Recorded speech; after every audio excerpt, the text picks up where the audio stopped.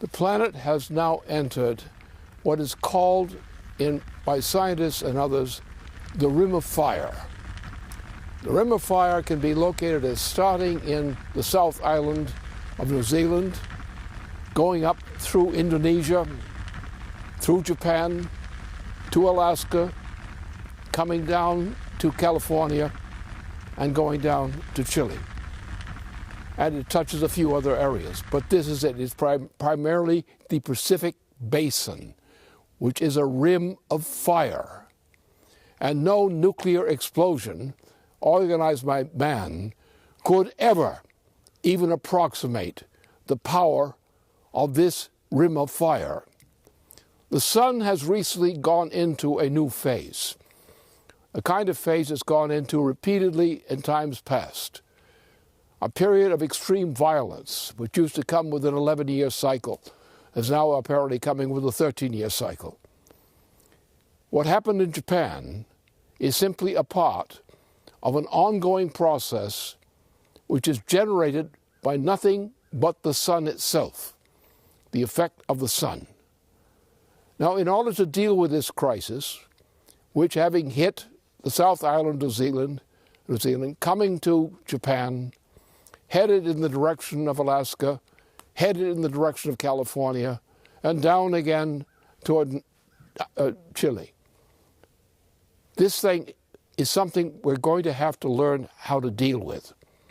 It's not a nuclear explosion. Nuclear explosions have nothing to do with this. It's a rim of fire, well known to all specialists in this area on this subject. Now, what we can do about this will be presented to you in some detail in the following part of this report, which indicates to you what some of the problems are that we have to understand. Problems about what does the sun have to do with this? How do we know this? What do we know about it? What don't we know about it? What are we going to do about it? This indicates that we're going through a period, probably through this year into the year 2013, which will probably be a period of greatest risk for various parts, especially parts of the rim of the Pacific, the Rim of Fire. And so the report that's about to be given to you now, following my remarks here, will make the matter clear to you. On the same day of the earthquake, there were auroras, the northern lights.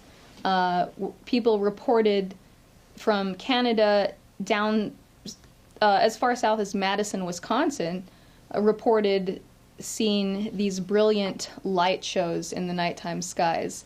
Now, was this just a coincidence that this occurred on the same day as the earthquake, or is there some type of correlation scientifically? Well, it's very interesting. It was a phenomenal display of the aurora borealis. But to say that the earthquake caused the aurora, or that the aurora caused the earthquake, would be a mischaracterization. The aurora itself was apparently generated by what's called a coronal mass ejection from the sun, which impacted the Earth's magnetic field on Thursday afternoon. The coronal mass ejection was generated by a series of solar flares that occurred earlier in the week, Monday through Wednesday, which occurred in the context of the sun increasing in its solar activity after a several-year hiatus period. Now, the issue is that, yeah, the auroras were generated by the radiation from the sun.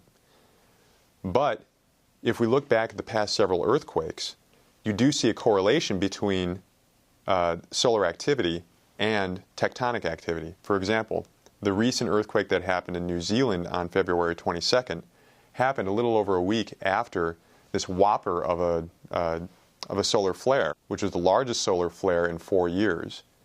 The Haiti earthquake, which happened last January 2010, occurred 2 or 3 days before a series of very powerful solar flares.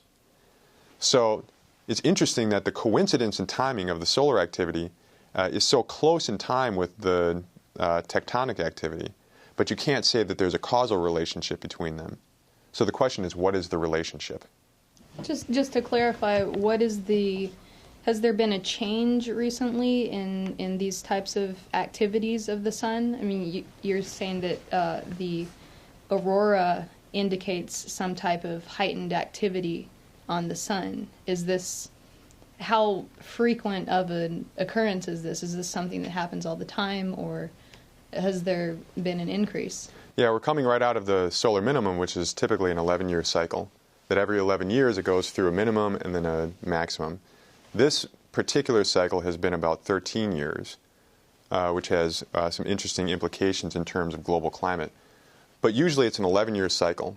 So you could look back and say, well, is there a correlation between increases of solar activity and increases of tectonic activity, such as the earthquakes, but also volcanism? What is that cycle actually? What do you mean by the solar cycle itself? Within the 11-year cycle, you see a decrease in the number of sunspots on the surface of the sun. And Herschel, back in the 1800s, recognized this, that the sunspots become more and more dense and then dwindle to nothing, and then get more and more dense and dwindle to nothing on a cycle of 11 years. It's actually a 22-year-long cycle, but it appears as an 11-year cycle because it goes from one pole to the other. But this is, when you have more sunspots, this represents the fact that the magnetic field of the sun, which is also known as the interplanetary magnetic field, because this thing goes all the way out past Jupiter and Saturn. These are periods that the magnetic field of the sun gets much more intense and much more active, which is what's represented by these by the sunspots. And the solar flares actually follow the path of the magnetic field off the sun. So these are periods of heightened magnetic phenomena on the sun. Could you say something about the relationship between the sun and the earth? What is actually going on in that space? Because I think most people just have the concept of the sun providing warmth, providing light to the earth, but don't have much of an idea of what is that space between the earth and the sun. Yeah, the big problem is that people consider that the solar system as a whole is really just, 9 objects floating around in empty space plus this big sun, and we're kind of defending ourselves in this little corner of the solar system all by our lonesome. When in fact, if you go back to the works of Kepler, even he recognized this, that we're dealing with a unified whole system, that there are not individual separate objects in the solar system, but that there's a solar system, and the activity of that system is as a whole system. So in that sense, you have to be interested and intrigued by the correlation between the increased solar activity and then the increased geophysical activity. Because if you look right now, you had the earthquakes in the past 2 years, which are some giant earthquakes and had various effects. At the same time, just recently, within the past week, we've had explosions of many of the volcanoes around the so-called Ring of Fire, the Pacific Ocean rim. So you have an increase in geophysical activity at the same time that you have an increase of solar activity. It'd be a fallacy to say that the sun, that these solar flares are like shooting at the Earth and creating these explosions on the Earth.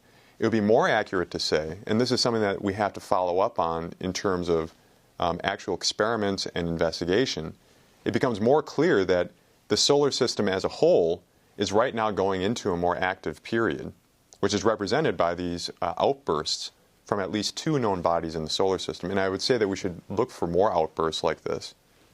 Yeah, I think that the tendency would be to say, well, are the flares causing the earthquakes, or are the earthquakes causing the flares, when that's really not the right question, because you're looking at a highly dynamic system from what you're describing.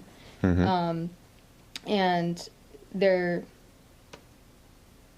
potentially a higher cause, but it seems like we're seeing some type of correlation between the two. So then how how do we approach figuring out what is that higher cause? Well, the first thing is to look at what happens on the Earth.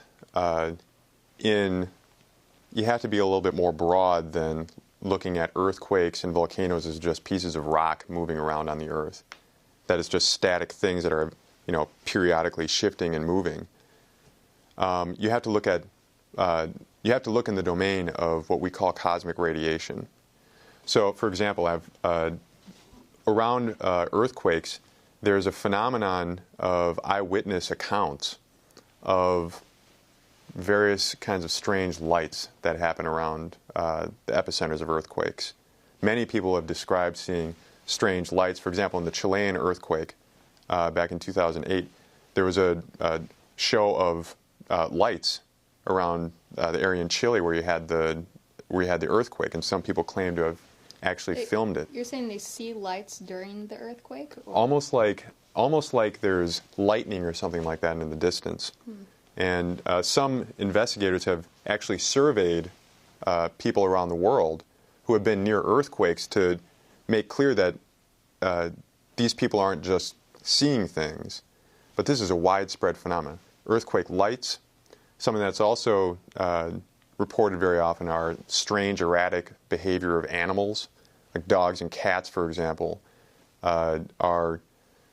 they have a legendary ability to forecast an earthquake before it happens. Snakes will take off from the area. Rats will flee an area. Other phenomena like strange weather patterns right before an earthquake. These are all eyewitness accounts, and we've been having these eyewitness accounts going back for hundreds of years. Now, there have been attempts to explain this stuff. The usual attempt is that people are just crazy, which is not true. But other attempts have been to say, well, maybe there is some kind of electromagnetic phenomena happening that the animals can sense and that people can see sometimes. It's not just a mass hallucination in different parts of the planet at different times. Right, like right now there's a mass hallucination that there's no such thing as a British Empire, right? But no, it's not a mass hallucination. There is some kind of a real effect going on. So the question is it an electromagnetic effect? Because then you would have a connection between the sun and the earth through the fact that we are living in a cosmic radiative environment. So some of the other effects that have been recognized is, for example, there are magnetometers near the time of an earthquake, before the earthquake, can register long-wave, strong changes in the geomagnetic field. These are called very long frequency or ultra-long frequency oscillations, which are very high amplitude. They're very strong oscillations, but it's about 5 to 10 cycles per second changes in the geomagnetic field. And for example, the whopper that hit Alaska in 1964, which was magnitude 9.2.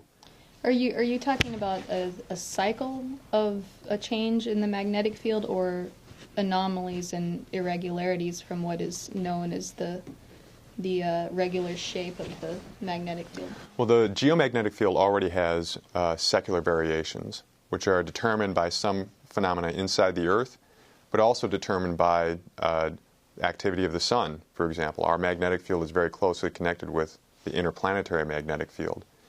But what these guys are measuring, for example, this 1964 Alaska earthquake, there was a magnetometer which happened to be very nearby and also at a high level so that it wasn't damaged in the earthquake, measured, it was between 5 and 10 hertz cycle of change of intensity and direction of the earthquake, or of the geomagnetic field, about 2 hours before the earthquake actually hit.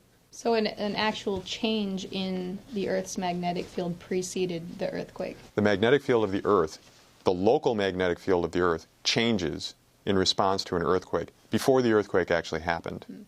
The idea that a magnetic field is going to shift the rocks on the Earth is kind of a strange idea, but the fact is that the rocks do shift coincident with some kind of a discharge of electromagnetic radiation, which changes the magnetic field. It can be picked up by weather satellites as increased infrared radiation before and after the earthquake. It can also be picked up by some of these global positioning satellites, which have to essentially shoot signals back and forth through the ionosphere, which is a charged layer of the atmosphere.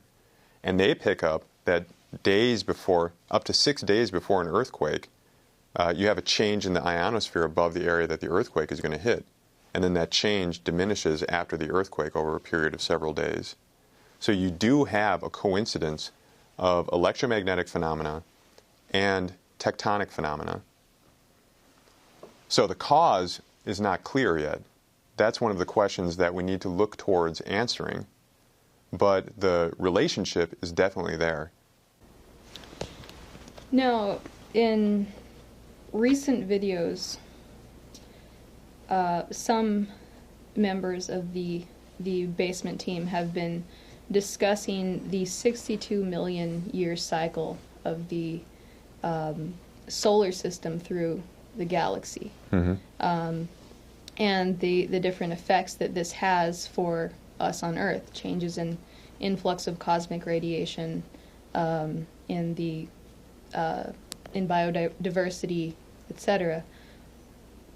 Does this come into our equation here? We're going to be releasing some more material on this over the coming days as we investigate it. But yes, there is some clear relationship. You have the 60 to 62 million year cycle of biodiversity, which you mentioned. Some of the researchers who identified the 62 million year cycle threw open a net to say, okay, what other cycles on the Earth do we know of that follow a roughly 60 to 62 million year cycle? One of them was the tectonic changes on the Earth. And we've seen that in the great so-called mass extinctions, like the extinction of the dinosaurs or the Permian Triassic extinction, that those extinctions are associated with increased volcanism and other increased tectonic activity. In fact, the Permian Triassic extinction is actually, which was like the big mother of all extinctions, like 98% of the species went extinct, is today blamed predominantly on an explosion of volcanism on the surface of the Earth. So there is a 62 million year cycle of this tectonic activity. Now, what we're interested in is the fact that the anti-entropic development of life on the Earth, which goes through these so-called mass extinctions in the form of transformation of the organisms into higher and higher types of organisms, and a transformation of the whole biosphere in these shifts, that must be due to a change in the cosmic radiation environment of the whole solar system.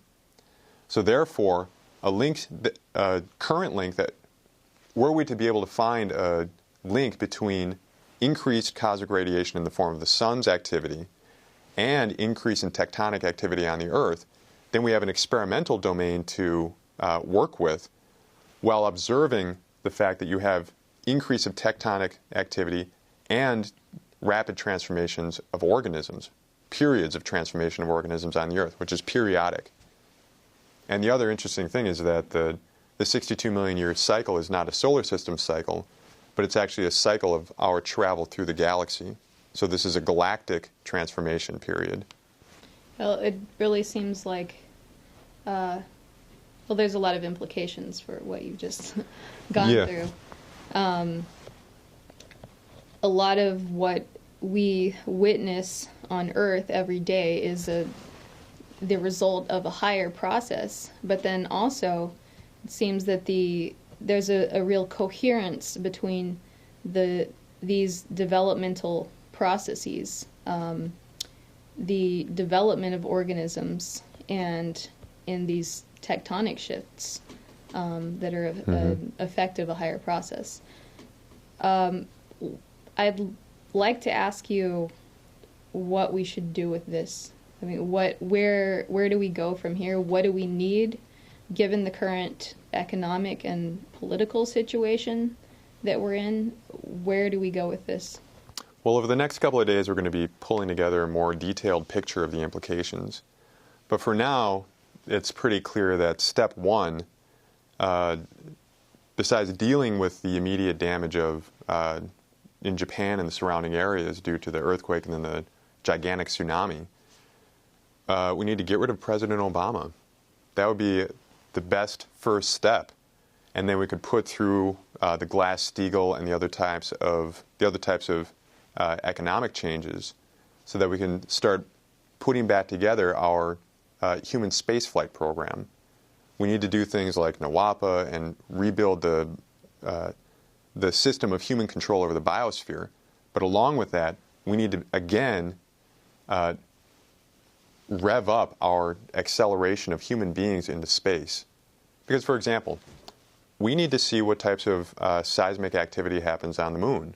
We need to see what kinds of seismic activity happens on Mars.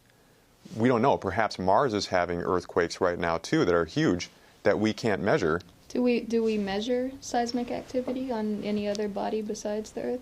Well, the Apollo astronauts put seismographs down onto the surface of the moon, but those were shut off pretty soon after the Apollo program was ended. So we used to, but now we're confined to the surface of the Earth. What we need to see, is this a solar system-wide phenomenon? And the only way we're going to do that is by getting out into space with people who can do the exploration and put the types of devices out there that we need. Right, because if we're not measuring the possibility that this could be an effect on the level of the solar system, then it's going to be very difficult to determine that higher cause. Exactly. If we stay on Earth, we're pretty much screwed. We got to bring people and cats and dogs to the moon and to Mars to see if they respond at the same time to heightened solar activity the way they do on the Earth. We've come to a time that science must advance itself to the point that we understand better how to deal with some of the peculiarities of our galaxy. Because our solar system, of which the sun is the center, is merely a part of our galaxy, an integral part. The galaxy is not something distant from us. We are in the galaxy. We're on the rim of the galaxy. That's where the solar system is. And often in the past, like the extinction of whole species some time ago, entire species were wiped out and new species emerged of living species on this planet. It was caused by a temper tantrum of sorts, you might call it, by the galaxy. And these are the kinds of things we have to finally come to understand. How does our galaxy work? How does our solar system work? And what are we going to do about getting out there with space exploration by man to find out what really goes on the moon, to find out some of the other things that determine what is going to happen to us on Earth? We have to get out there and find out what it is. And exploring the solar system is one step, but understanding the galaxy is absolutely indispensable.